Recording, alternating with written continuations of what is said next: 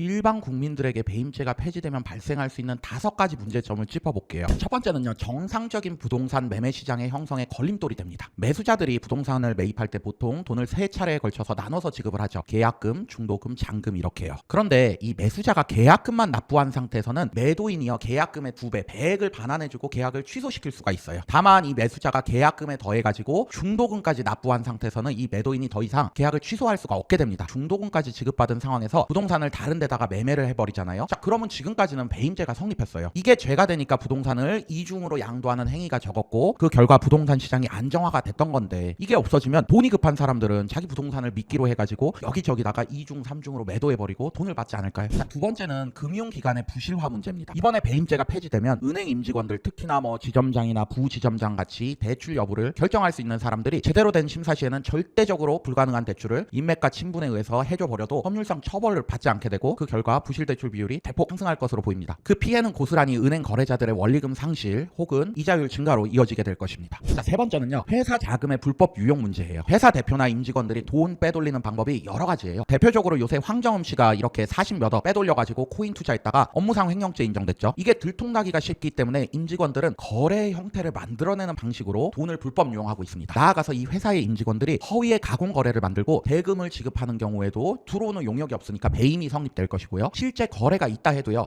대금을 과도하게 설정하면서 거래를 수행한 이 임직원이 리베이트 받는 경우들도 꽤 있는데, 이런 행위를 해도 종전에 배임죄가 됐는데 이 배임죄 없어지면 이런 행위를 막을 수 있는 수단이 없어집니다. 네 번째로, 신규 업체들의 공정한 자유 경쟁에도 방해가 큽니다. 예를 들어서 종전에 제조회사의 임직원이 원자재를 인터넷상으로 1,000원에 구입할 수 있었는데 자기가 아는 업체를 통해서 1,500원에 구입하게 되면 이거는 회사에 500원어치 손해를 끼치고 자기가 아는 업체에 500원어치 이익을 준다는 이유로 배임죄가 성립했어요. 근데 배임죄가 폐지되면서 이런 불합리한 행위들이 모두 경영상 판단이라는 영역으로 인정되게 되고, 그 결과로요, 시장에서 오랜 기간 카르텔과 이해관계를 형성해온 업체들은 계속 승승장구하겠지만 가격 경쟁력을 갖춘 신규 업체들은 오히려 도태되는 희한한 현상이 발생해서 국가 산업 발전에 반하게 될 겁니다. 자, 마지막으로 공공자산이나 공공재 산업의 부실화 문제가 발생합니다. 만약에 A라는 항목에 사용될 금원을 잠시라도 B라는 용도에 전용을 하고 나중에 B라는 용도에 사용될 금원을 A에 대체하는 경우도 배임죄를 성립했어요. 이렇게 엄격하게 관리했기 때문에 공공자금이 제대로 관리될 수 있었던 거예요. 근데 배임죄가 사라지면요, 자금을 전용하는데 제한이 없어지고 그 결과 필요한 시기와 항목에 집행이 어려운 현상이 발생하게 됩니다.